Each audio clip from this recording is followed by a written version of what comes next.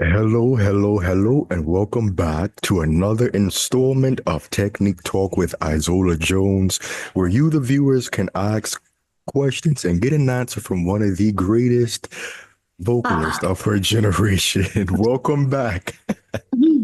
thank you. It's a pleasure to see you again. Pleasure to speak with you. Let's Oh let's my. let's go. Last time we spoke, we touched on somebody, and I have taken an interest in her, and I just went in on like a big deep dive and study of her work. And it was Miss Ethel Merman. Cole Porter's favorite singer. With voices like that, those very large, very big voices, when I remember when I first heard her, I did not like the sound.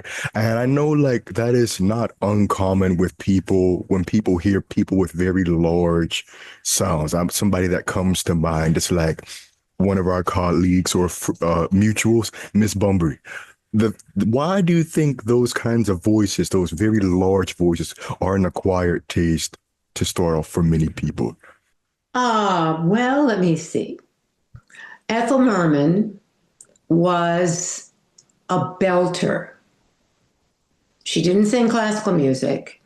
She might have had one octave range, probably early on in her career. It was palatable. But as she celebrated birthdays, the voice developed a wobble because of the way she sang, the way she produced her voice. She produced her voice under a lot of tension. And these little muscles here, these delicate little muscles, are not designed to support the voice. It just was unpleasant. It wasn't so much that the voice was large, it was produced with this sort of foghorn push that Cole Porter liked because all of his music was very syllabic. In other words, every syllable there was a note on. It was very text driven. I liked Grace Bunbury. Grace Bunbury was a trip. Grace Bunbury could sing anything. She had a great technique. She sang soprano repertoire, she sang mezzo repertoire until she didn't.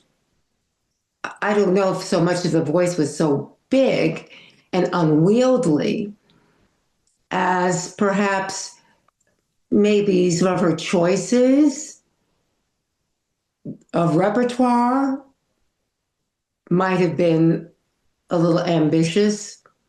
I mean, there are stories of her walking out of a performance in the middle of a performance, not saying anything to anybody. So the conductor and everybody else is looking for her. I don't know. I liked her voice. It was thrilling when she was on. It was absolutely fantastic and thrilling. She was bigger than life, big personality, big voice, and fabulous. I can't say that about Ethel Merman.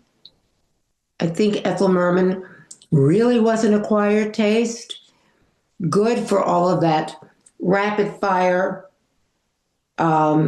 enunciation for Cole Porter songs. It Hmm. was all bang, bang, bang, bang, right here, right here, right in the actually very nasal, a very nasal sound. But that was fine for Cole Porter. So, how would you describe the difference between a nasal sound and a sound that is in the mask, or like using the those that the nasal I, resonate? the difference is the sound sounds nasal. That's the difference. In the mask, I think there's a misconception of that. I think people think the mask is the same as nasal. The resonance is inside your head. So it's not here in the nasal pharynx. It is, you say the words sort of in the middle of the palate. You know, you've got the hard palate in front, the soft palate in the back. You say the words that hit the middle, and then you lift and you have this other sound. It's like you come in with your own speakers and with your own, there's like this glow around the voice. It takes all of the pressure off of this. Now that is assuming that you are supporting the sound with the breath that you are compressing in your lungs. You take a breath, and it's like you've created a vacuum. And then you speak, but you speak in the middle. You don't speak here. And then you lift in the back that gives you all of that resonance. That's the difference. So you don't hear that in her voice, but then again, the music doesn't call for that. Okay. And the last question about her is women who sing like her, we generally, regardless of genre, they tend to develop at some point in their career. Right. One that comes to mind is Marton or Dame Gwyneth Jones. Like when they really like when they started doing the turn dots or those really big things, it just Right. how does that happen? For the same reason. And it happens earlier because those top notes are going at such a high frequency that, again, these delicate little muscles aren't designed to support the sound. So it's not free to begin with. And then you continue to push the voice. These muscles wear out. They give out. They're not designed to support. You have great muscle fatigue, vocal fatigue. These big muscles in the back are designed to support the sound. And then maybe Dame Gwyneth Jones was using these muscles, but she was also doing something here. That's why you hear this sort of this siren, whoa, whoa, whoa, because they are fatigued. Those muscles are not supposed to be used in that way. Have you heard either in the house? Well, sometimes Renata Scotto did that. I mean, I listen, I sang with her a lot. No, I have a friend. He loves Scotto, and he was just like, one of his jokes is like, sometimes it was just so bad that it was good, and I just can't hear anybody singing it like the No, same. it's Because never like, good. I mean, no. And she had an excellent technique. I mean, she started singing. The repertoire that she sang was coloratura repertoire. She was either talked into or decided to start singing Verismo. Now, I was kind of there when that happened. We were in London recording. This was James Levine, Placido Domingo. Placido was doing two recordings. We were doing recording Cavalleria, so I sang Lola on that recording, and he was also recording Otello. Now, the original soprano for that Otello was supposed to be Price, but that's a whole nother other story. So they hired Scotto to take her place. And that's kind of when it started. and what And year then is this? this was 1978. This was the summer of 78. That recording, it went well, but then she did Francesca de Rimini, and then she wanted to switch back to Norma after, okay, well, I mean, you got pick a lane and stay in it. But that's the only person that I heard live with a wobble. Okay, so you weren't, but you were at the Met when Martone was doing the turn dots, correct? Yes, I saw actually a dress rehearsal. Okay. And it was in the original production. You don't see that original production anymore. Because when there's a blackout before Inquesta Regia with the Cefarelli production, and when the lights come up, you think it's mother of pearl, and all of these huge columns with dragons wrapped around and there was a collective gasp from the audience when the lights came up. It was spectacular. And there, I don't know how many feet it was, but it was a very, very long staircase that she had to descend with this, and no, not holding on to anything, with these robes and this headdress and this thing. And it's like, she got halfway down the stairs. She took off that headdress and threw it. Beads were. She said, I can't wear this. I can't wear this. So that same production, they have modified it. You don't see a staircase anymore. You see like different platforms. You don't see any of that anymore. She said, I'm not doing this. Now, I don't remember a big wobble when she sang In Questa Regia. Might have been there. I don't know. I don't remember that. Because I think that Met production from the 80s was also in San Francisco, if I'm not mistaken. Maybe. I think so. So I know she did it like 2 years apart. And so the Met recording that we have from like 88 with Leona and Placido, when you hear it again in San Francisco, like you really start to hear like a wobble happening.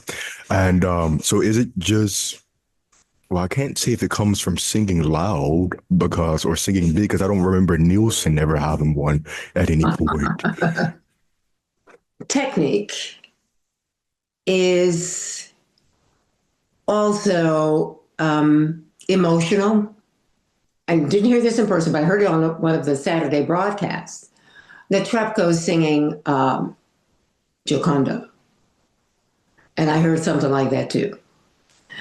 So I think, and these women have excellent techniques, but I think that there is repertoire that is good for your voice. And I think there's repertoire that probably isn't. You can sing it, but should you sing it? You know, you get emotionally involved and then you kind of go too far.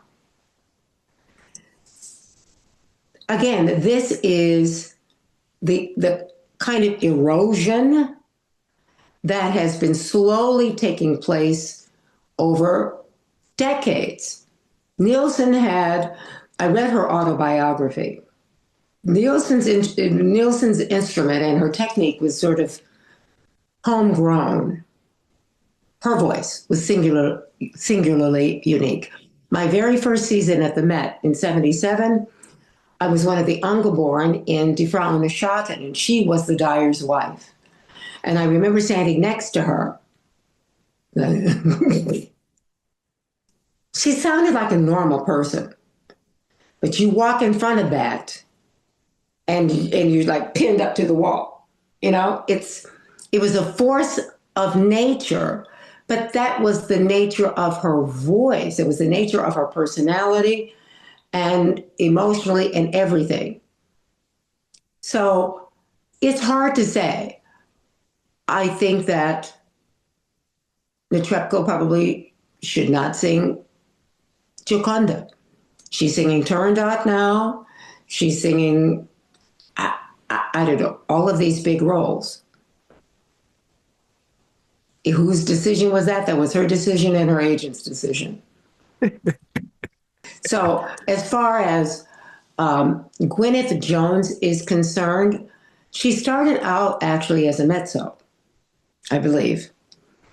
And that doesn't necessarily translate into Wagner or, you know, Turandot. And she did Verismo also before. Right. Yeah.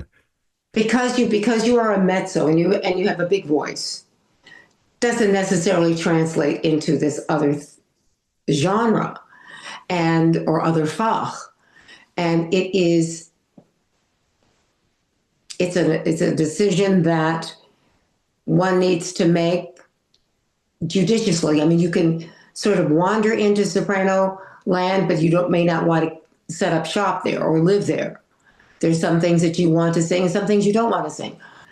But the difference between like mezzo and soprano is about, I've spoken to different mezzos. You're looking about maybe a tone. No, that's not the difference. Okay. And that the difference is not in range. Mm-hmm. The difference is not in range as far as opera is concerned. Mm-hmm. It is the difference is in the middle voice. The middle voice, the DMZ, where the mezzos, the true mezzos have cannons in the middle voice.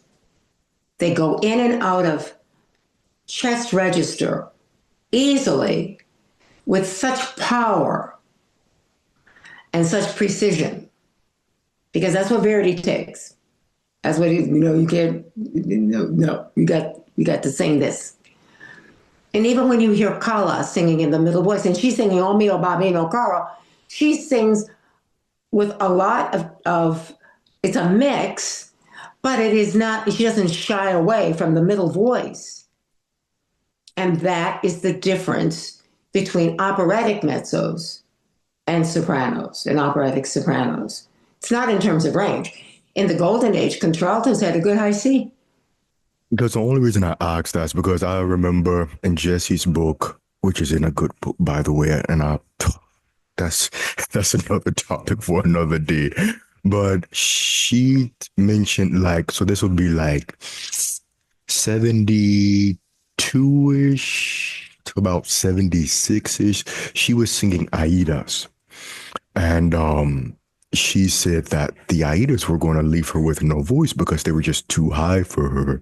And so she went to some, I think I forgot what she said she did, but like I just know she mentioned talking about, like we were talking about last time, she didn't really like to sing anything that didn't take her above, that didn't go above A or B flat. So that's why I asked that question. Um, But even some sopranos have problems with Aida. You know, they are sopranos, and that can be their repertoire. That the pianissimo high C towards the end of O Patria Mia, that's what kind of is the hill upon which many people have died. And so but still she can sing soprano repertoire. Just not everything is for you. Just out of curiosity, now that you're taking on soprano repertoire, what is in your artillery? Well, I'm right now. I actually do sing O Patria Mia, and I have an excellent pianissimo high C. All right, because I have a good teacher. Finalmente, finally, I have a good teacher.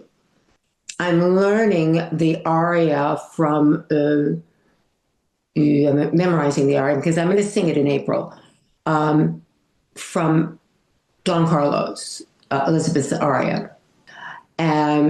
Tu che le vanità. It is so gorgeous. I love Verdi. I love Puccini. And so Kill Bill Sonio. It's like I've gone wild in a candy shop and singing everything, because now I have a technique that can allow me to do that and make a beautiful sound. I don't sound as if I'm being strangled or somebody's trying to light me on fire. I mean, it's just, I love singing, but not everything is right for me. Singing mezzo repertoire is not necessarily a thing of the past, but I've had to relearn how to sing mezzo because I had so many bad habits as a mezzo. Didn't sound like a bad habit at the time. But what I was doing, I was putting a lot of pressure on my voice. I could get away with it because I was young and I had a good voice. Again, as one celebrates birthdays, those bad habits, Ethel Merman, will catch up with you. And then you've got things that creep into the sound that are very, very unpleasant. So it is finding, and I probably have always been a soprano. You find with lots of young people, if they don't have a top, then they think that they're a contralto or they think that they're a baritone. No, you just don't know how to access the top. And teachers let them get away with it because they don't know. And they don't know how to help them. Well, speaking of teachers, that is a great segue for the viewers to ask one of the best teachers their questions. So, the very first question is from Dwayne371. And he says, I know that men should have a more chesty sound, but I would like to know, does a man need to strengthen the head voice to still have a pure and balanced sound? How important is the head voice for me? Well, I'm assuming that he's a baritone. Okay. Well, baritones primarily sing in chest register from C3, let's say C3 or, A2 or C3 to C4. From C4 to G4, there has to be an integration of head register. There are muscles. There's the M1 muscles that control the chest register, M2 that control the head register. And it's like a relay. Those muscles have to hand off to one another smoothly. And they have to strengthen. So in a way, as the baritone voice ascends, he has to kind of strengthen those muscles by singing chest register, almost to the not to push the voice, but actually to the point that it actually breaks a little, and then to slowly build up. That is like, it's literally like a relay. You hand over to the other register, and it's gentle. It's not raucous. It's not yelling. It's not screaming. But everybody's a little different where that break is. And in order to make it a smooth transition, you can't go from chest voice into head voice. It sounds like two different voices. Can't happen. So that takes a while. First it'll sound really bad. Then it'll sound kind of like a yodel. Then we'll say, oh, it's a little light. It's a little light. It's not at the intensity that you want, but at least there's no break. And then as it kind of calms down, and as you calm down, it happens. But it does not happen overnight. You cannot force it. And you've got to have adult supervision because it needs to be a smooth transition. Now, tenors are a little different. Tenors sing maybe C or F4, maybe. And their high C is C5. They sing pretty much in a mix, always in a mix. They never sing full chest voice. They always sing in a mix. But as they ascend, they have to incorporate a little bit more chest register. This is interesting. They have to incorporate a little more chest register as they ascend. Otherwise, when you hear Juan Diego Flores sing, that is not head register. That is not pure head register. That has got some bite in it, which is chest register. So it's almost like the opposite for the tenors. As they ascend, they have to incorporate a little bit more chest register. Again, this takes time, takes adult supervision and somebody that knows what they're doing. So again, that the voice doesn't sound raucous and screaming, but that has some intensity and vitality and resonance. So there's a lot of things going on in terms of technique.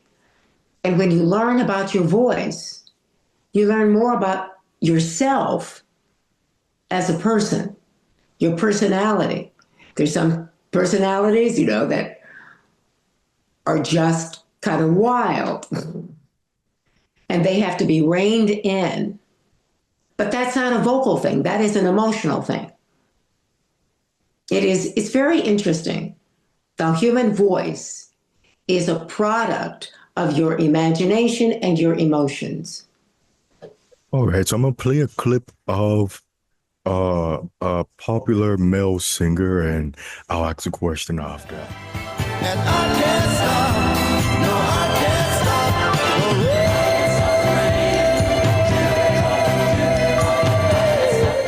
Would you say that was head voice or falsetto?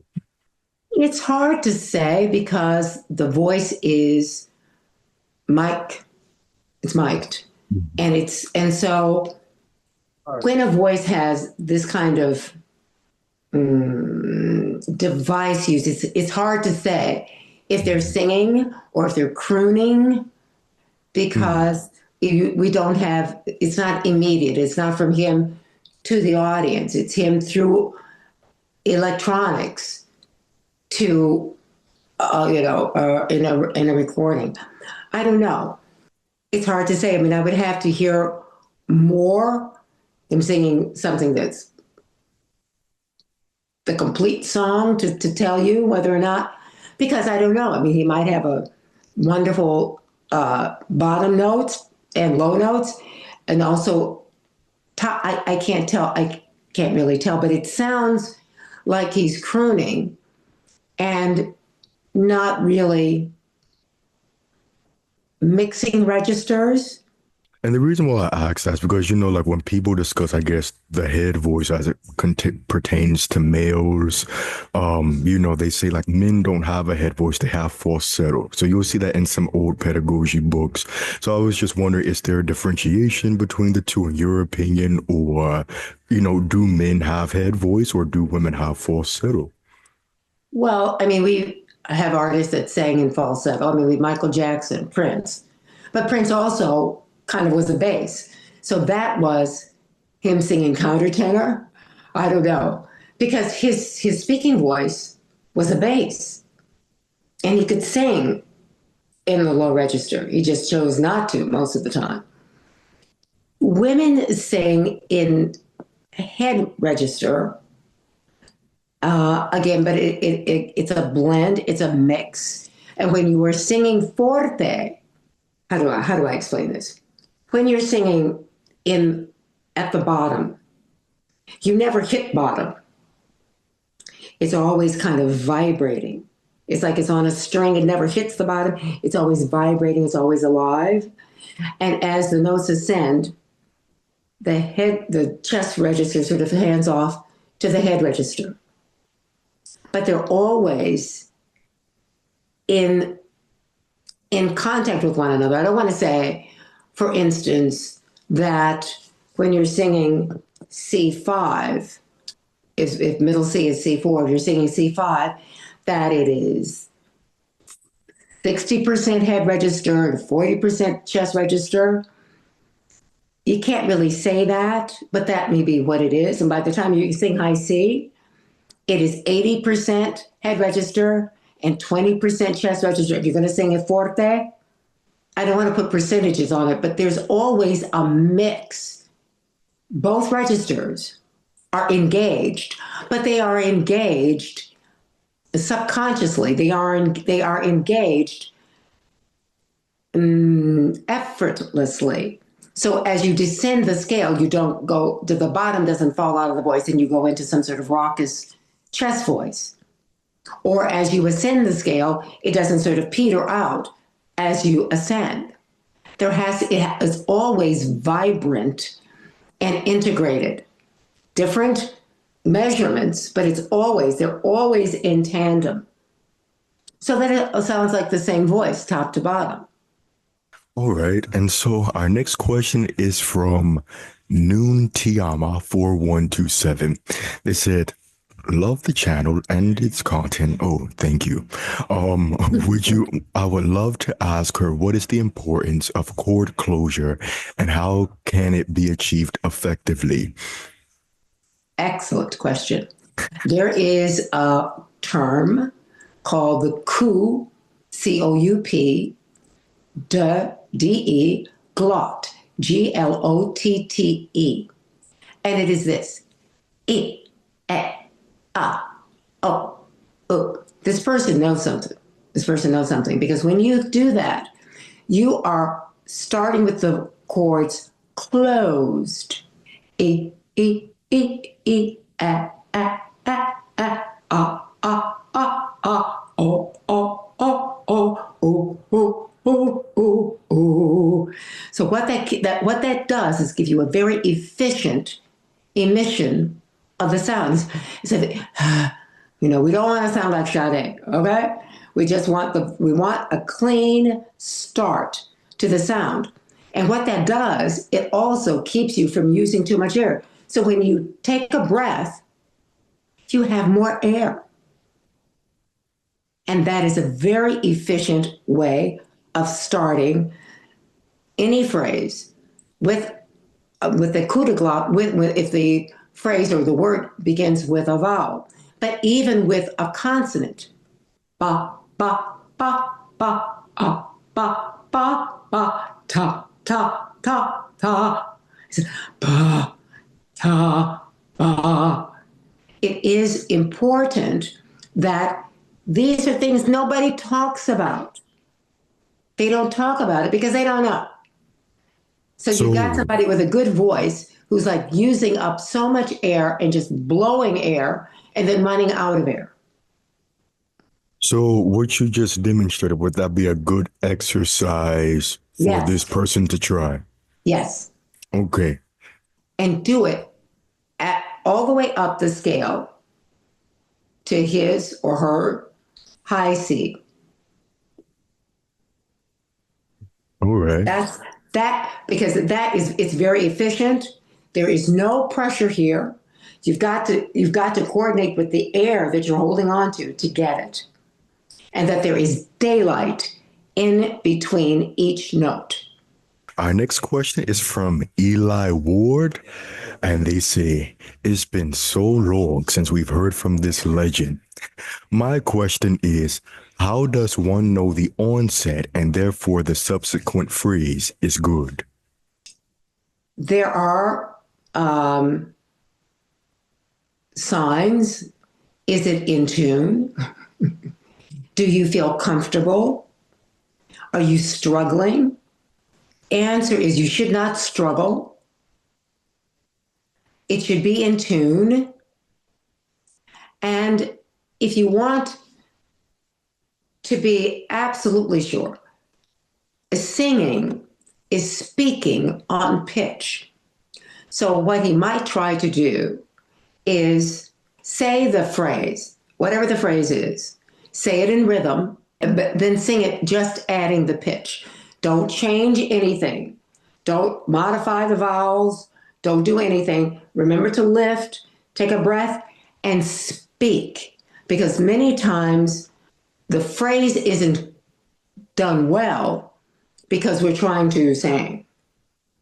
If you say the words clearly, if you say pure vowels instead of you have an ah and you're saying make sure that you are saying the words clearly without any tension, just saying the words. And you say the words again, you're saying the words that hit the middle palate in between the hard and the soft palate.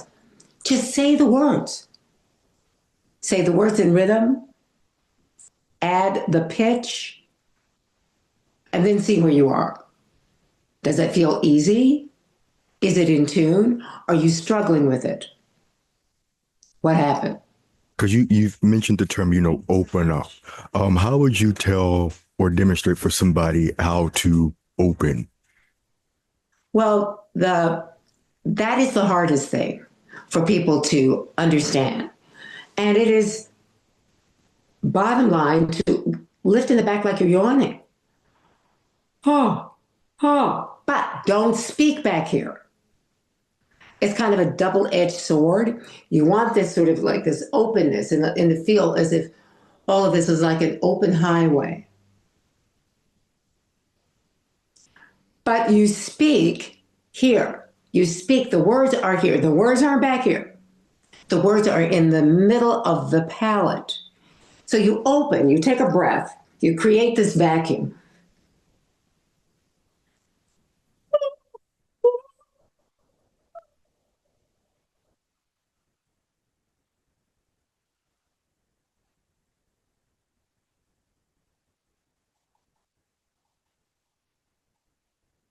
As much as you can, just relax. Just relax. Okay, and just this is a question from me. So something I noticed with your lips, and I've noticed it with singers like Eleanor Steber or different singers. You know, you sort of do like the sometimes the upside down triangle. How does that help keep everything Actually, it should just be open. I don't know, maybe open? it's early in the morning. Okay. That's what happens early in the morning. It should be, actually.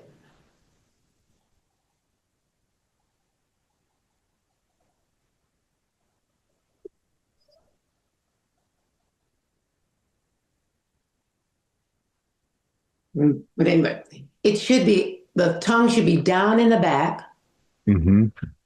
and the tip of the tongue resting at these lower teeth. That is what you call assume the position. That's the position. That this is always open because the tongue is huge. It goes all the way down the throat. And people use it as a fulcrum. They use it to create tension, but to get the words or for power. That's not where the power comes from. The power comes from the breath that you're holding on to. Because pitch is energy. And how is that energy generated? And people generally go to the vocal cords and squeeze them to push them. But that's not, but then you get a really thin sound. To get a full sound, this has got to be open. But you don't think of that because you think, well, that can't be right because I hear this sort of concentrated sound. Well, the concentration is in the vowel. It's not in the air. It's in the vowel. And all you're doing is giving it space to resonate. And the last question is, I would like to ask how to enhance agility, also known as speed up while maintaining good note separation. I guess just asking fioritura, coloratura, or rods. Yeah. The way to do that is to take all the hard edges off of it.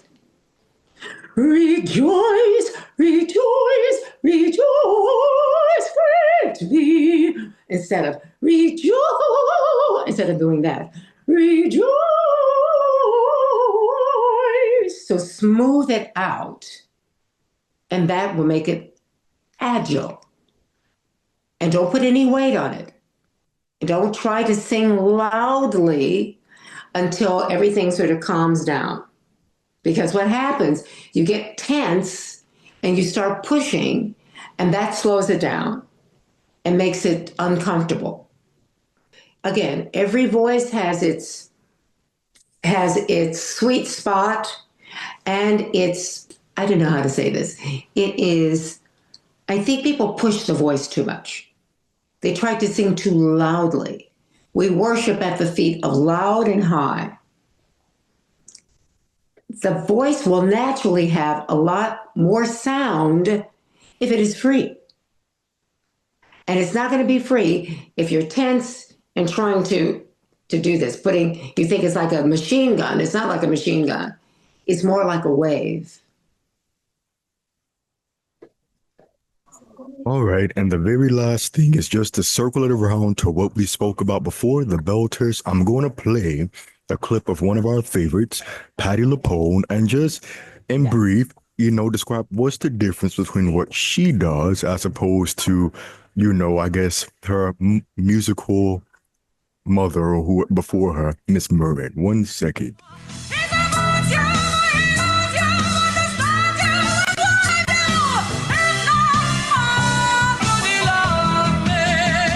She's great. And she's still singing.